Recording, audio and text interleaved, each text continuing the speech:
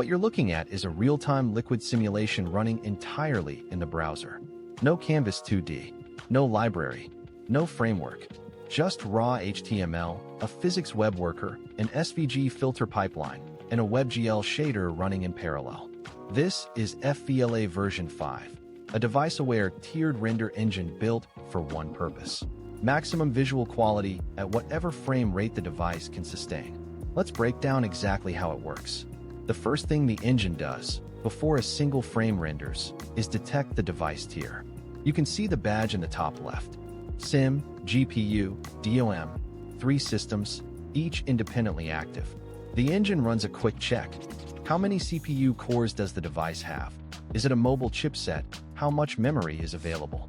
Based on that, it locks into one of 3 tiers. Tier high, full SVG GU filter, WebGL shimmer, up to 80 particles.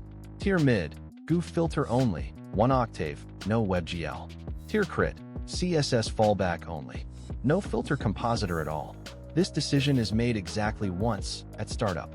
It never re-evaluates mid-render. That's intentional. Mid-render tier switching causes jank. Lock in, commit, and render at full quality for that tier. The simulation runs off the main thread entirely. There's a web worker, a background JavaScript thread, running a spring damper physics system. It receives mouse coordinates as input, calculates velocity, position, and a performance ratio, then posts an immutable snapshot back to the main thread on every animation frame. The main thread never touches physics math. It only reads the snapshot and renders. This is the snapshot model. One writer, multiple readers, no feedback loops, no cross-layer mutation. Watch the velocity bar in the HUD as the mouse moves fast. The velocity spikes, the GU field responds, and the particle burst threshold gets crossed. All of that is driven by one number from the worker. The liquid effect is built on an SVG filter trick that's been around since the early 2010s, but this implementation pushes it harder than most. The filter chain has 4 stages. First, phase turbulence. This generates animated fractal noise that drives the displacement map. The frequency updates every 2 frames, tied to the mouse velocity. Faster movement means higher frequency, more chaotic displacement. Second, phase Gaussian blur. The background radial gradients are blurred at a radius that scales with the performance ratio. High tier, up to 25 pixels. Low tier, bypassed entirely. Third, phase color matrix. This is the trick. A contrast matrix slams the alpha channel, multiplied by 25, offset by -10. Anything below the threshold disappears. Anything above it snaps to full opacity. That's what creates the metaball merge effect. 2 blobs that overlap suddenly snap together like liquid surface tension. Fourth, phase displacement map. The turbulence noise is used to warp the output. Scale value tracks mouse velocity. At rest it's subtle. At full speed it goes chaotic. The whole filter pipeline is throttled. DOM attribute writes happen every 2 frames on high tier, every 3 on mid tier. Writing SVG attributes on every frame saturates the compositor. On top of the SVG layer, there's a WebGL canvas running in screen blend mode.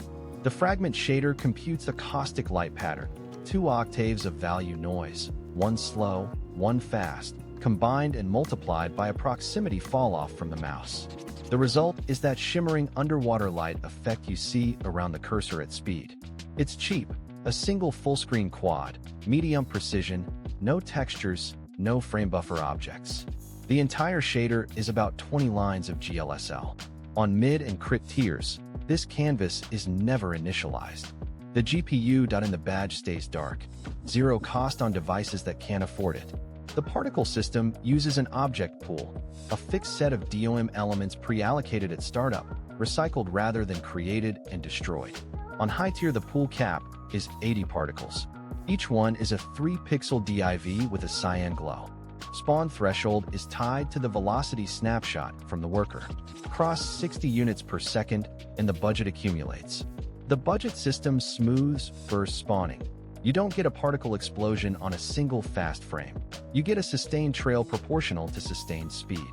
Physics is simple. Gravity at 0.28 pixels per frame squared.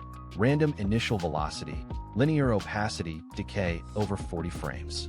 No collision, no interaction, pure visual. And because they're pooled DOM elements, garbage collection cross 60 units per second, and the budget accumulates. The budget system smooths burst spawning.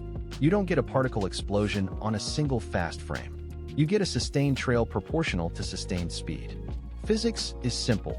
Gravity at 0.28 pixels per frame squared. Random initial velocity, linear opacity, decay over 40 frames. No collision, no interaction, pure visual.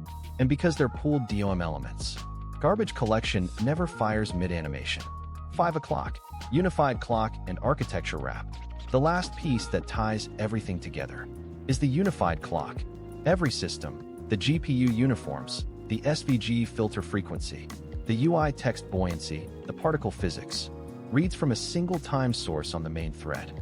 Previous versions of this engine had 3 separate clocks. They drifted. The goo and the shimmer would fall out of sync, where the layers momentarily disagreed on time. Version 5 eliminated that entirely. 1 clock, 1 delta time, every layer in sync. The result is what you're seeing now.